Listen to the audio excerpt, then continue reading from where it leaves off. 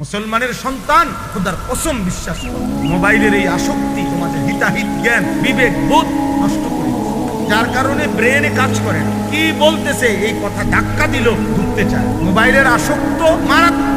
বর্তমান পৃথিবীতে কোন যুবক অন্য সব আসক্তি ছাড়তে পারে, মোবাইলের আসক্তি ছাড়তে বড় মারাত্মক। হাজার হাজার ছেলে আমাদের মাদ্রাসাগুলো থেকে প্রতিদিন ঝরে যায়। কত ছেলে কত মাদ্রাসায়, সবার মাদ্রাসা থেকে এই মোবাইল। এক সপ্তাহ বাড়িতে গিয়া আপনার এক টানা 24 ঘন্টা 2 আঙ্গুলে মোবাইল টিপছে। মাদ্রাসা যেদিন খুলছে শনিবার, এই দিন আর তার আসতে মন চাচ্ছে না, আর করতো না। মাদ্রাসা ভালো না, পেড়ে খানা ভালো না, এই সেই মন ফাঁকি দিয়ে নানার বাড়ি চলে গেছে, দাদার বাড়ি চলে গেছে। মূল কারণ একটাই, মূল কারণ মোবাইলের আসক্তি। আহা, কত মায়ের স্বপ্ন, কত বাবার স্বপ্ন বৃথা হয়, কত স্বামী স্ত্রী হারায়, কত স্ত্রী স্বামী হারায়, কত নারী পরকীয়া আসক্ত, কত স্বামী পরকীয়া।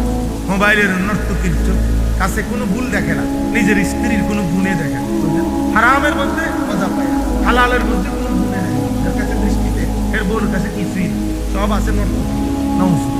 চলো ভাই, ভাবতেছি দেখো তুমি 24 ঘন্টা এমন সুন্দর জীবন, যৌবন, এমন সুস্থতা, এমন সময় এভাবে অনাদরে অবহেলায় চলে যাওয়া, শেষ করে দেওয়া ঠিক না। আমরা কিতাবের মধ্যে পড়ছি কিমাতুজ জামান ইনদাল উলামা, পৃথিবী বিখ্যাত কিতাব শেখ আব্দুল ফাত্তাহ আবদুল্লাহ রাহমাতুল্লাহ আলাইহি লিখছেন এই কিতাব। যুগে যুগে উলামা মনীষীদের কাছে সময়ের মূল্য কি ছিল, সময়ের মূল্য বুঝতেন যারা, এই নামে বাংলা অনুবাদও আছে। ওই কিতাবের একেবারে প্রথম আলোচনা শুরুতেই আছে যে আল্লাহ তাআলা মানুষকে মৌলিক নিয়ামত যা দিয়েছে, উসুলি নিয়ামত, মৌলিক নিয়ামত, ফুরুই না, শাখাগত নিয়ামত না, মোটা দাগের মৌলিক যে কয়টা নিয়ামত, যেমন ঈমান একটা মৌলিক নিয়ামত, আল্লাহ তাকে দান করেছে। ঠিক তারপরে একটা মানুষকে আল্লাহ তাআলা মৌলিক যে নিয়ামতটা দান করছেন সেটা হচ্ছে এই সময়, হায়াত, জীবন। আমার বয়স, আমার হায়াত, এটাই তো সময়। আমার হায়াত, যাকে আল্লাহ যেটুকু হায়াত দিয়েছেন মানে তো এতটুকু সময়। আমার হায়াত মানে কি? আমার সময়। আমার জীবন মানে কি? আমার সময়। আমার 45 বছর বয়স মানে কি? এই পরিমাণ ঘন্টা, মিনিট, সেকেন্ডের সমষ্টি, এরই তো নাম 45। এটাই তো 45 বছর। এবার আপনি যদি বাইর করতে পারেন তাহলে আপনি এবার 12 মাস বছরে, তাহলে 12 মাস বাইর করতে পারবেন। এবার আপনি 24 ঘন্টায় দিন বাইর করতে পারবেন। আপনি 60 মিনিটে ঘন্টা বাইর করতে পারবেন।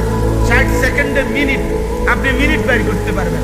তাহলে আপনার হায়াতের 45 বছর যেমন বাইর করতে পারতেন, হায়াতের কত মোট সেকেন্ড এটাও তো আপনি বাইর করতে পারবেন। সময়, আমাদের হায়াত মানে আমাদের কি? সময়। এটা আমাদের জীবনের বড় পুঁজি। ভাই, বাবাদেরকে বলি, ভাইদেরকে বলি, আমাকেও বলি, উঠতি নওজোয়ান আলেম যারা আছেন আপনাদেরকে বলি, সময়কে ধারণ করলে মানুষ দাম পায়। সময়কে ধারণ করে মানুষ স্মরণীয় হয়, সময়কে ধারণ করে মানুষ বরণীয়। আমি এখন বলতে পারি যে আজ আমার 22 বছর, আলহামদুলিল্লাহ, আমার ওয়াজের 22 বছর। আজ থেকে 22 বছর আগে ধরে আপনি আমাকে চিনলেন, আমি তো 22 বছর আগে কখনো না অনেকে চিনি, এখনো না অনেকে চিনি, এখনো না অসংখ্য মানুষ ছিলেন। কিন্তু তখন আমি যে বিগত 15 বছর আগে ওয়াজ, আমি যে 20 বছর আগে বয়ান করছি, 4 ঘন্টা ঘড়ির ঘন্টা এক টানা বলে গেছি আলহামদুলিল্লাহ, দিনের পর দিন। তাই সময়কে ধারণ করতে হয়। হায়াতের এই সময় আল্লাহ তাআলার দয়ায় উদ্দেশ্যের বানে অনেক লম্বা সময় ব্যয়, মাঝখানের জীবনে সুখ আসবে, দুঃখ আসবে, প্রত্যাশা পূরণ হবে, প্রত্যাশা পূরণ হবে না, কখনো মূল্যায়ন হবে, কখনো অবমূল্যায়ন হবে না, মূল্যায়ন হবে না। আল্লাহ সব কিছু সামনে নিয়ে আমার উদ্দেশ্যে আমি মজবুত থাকতাম। আমি আল্লাহকে চাই, আমি আখিরাতকে চাই, আমি মানুষের পরিবর্তন চাই, আমি মানুষকে ফেরাইতে চাই। আমি চাই মুসলমানের ছেলেরা ফিরবে, মুসলমানের জওয়ানরা ফিরবে, মুসলমান আল্লাহর দিকে ফিরবে। আমার যদি এটা সিদ্ধান্ত হয়, তো এই সিদ্ধান্তের উপরে আমাকে মজবুত থাকতে হবে। লক্ষ্য পানে উদ্দেশ্য মহৎ হইলে, পদ্ধতি সঠিক হইলে, আল্লাহর জন্য হইলে গন্তব্যে পৌঁছবে। গন্তব্যে পৌঁছবে ইনশাআল্লাহ। সফলতা আসবেই, সফলতা আসবে। আমাদের উঠতি বয়সের আলেম মাশাআল্লাহ অনেক আছে না, আমরা করে দেখলে মায়া লাগে, ভালো লাগে, কিন্তু বাকি আফসোস লাগে যে মানে এক বছরও মেহনত করতে রাখি না, দুই না হইতো না এই লাইন কালো জিরা বেশ